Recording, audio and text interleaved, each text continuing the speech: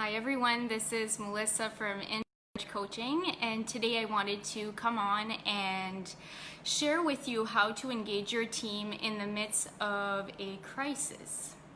And that can mean change or disruption.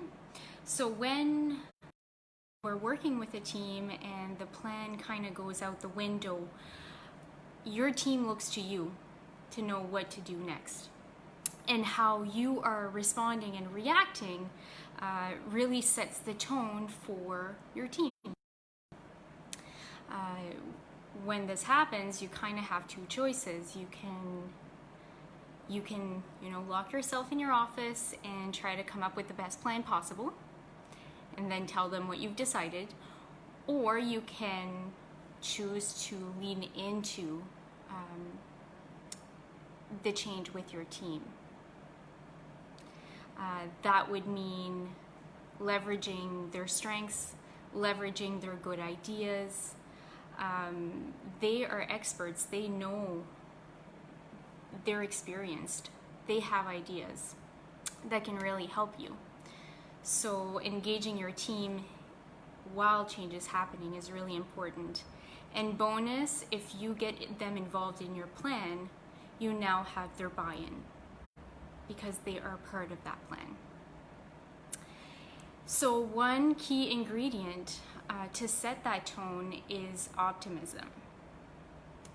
And optimism is sometimes confused with positive thinking. And that's one of the big things that I wanted to share today was positive thinking is not optimism. These are two very different things.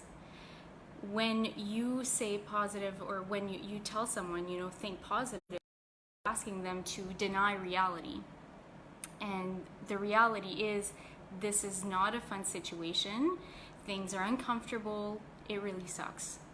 So to tell someone to deny that reality is not always constructive. If we can, or when we can, really accept reality and use that information, now we build on that and create a plan for change. So optimism is not denying the reality, it's allowing that setback, the reality that the setback has happened. And optimism is a competency of the emotional intelligence model that I work with. And it's composed of 3 facets. And I thought this was really interesting as I was digging into it just this past week with a client. So optimism composed of 3 things. The first thing is impermanence. So being able to see the situation and the duration of the situation, that it's not going to last forever. This is impermanent. This too shall pass. So how long is this going to last? The second facet of optimism is the scope. So being able to distinguish how widespread the effect of this situation is. So sometimes we get caught into like, oh my God, this changes everything, but it doesn't change everything, it changes some things.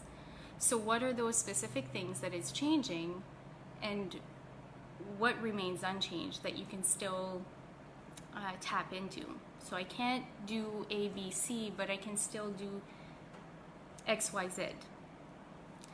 And the third facet of optimism is power. So being able to view alternative options, to explore new opportunities, to realize that you still have some power in choosing to put your effort in a new direction. So again, optimism, not positive thinking, but instead look at it as being able to see how permanent things are, to see the scope, how it's affecting you, and 3, how much power you have in this situation.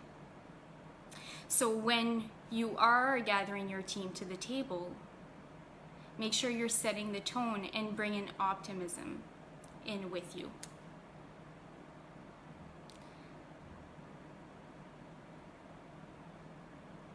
So on a scale of 1 to 10, think about how optimistic you are right now in this current situation, or whatever situation that you are living at the moment, and how you're bringing that to your team. And your team can be your colleagues, it can be your workplace, but it can also be at home.